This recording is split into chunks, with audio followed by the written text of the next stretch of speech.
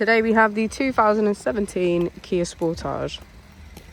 This vehicle has done just over 49,000 miles. It has an automatic transmission and a petrol fuel type.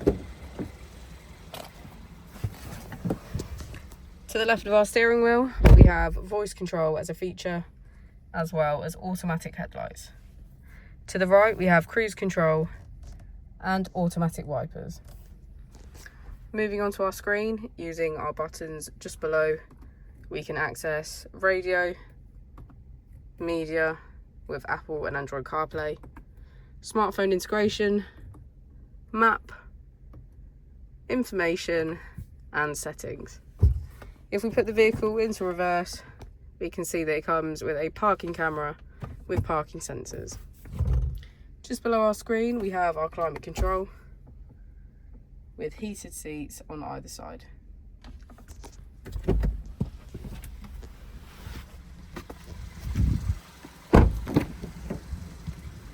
As we go into the back of the vehicle, we can see that it has a full leather, black and cream contrast seats.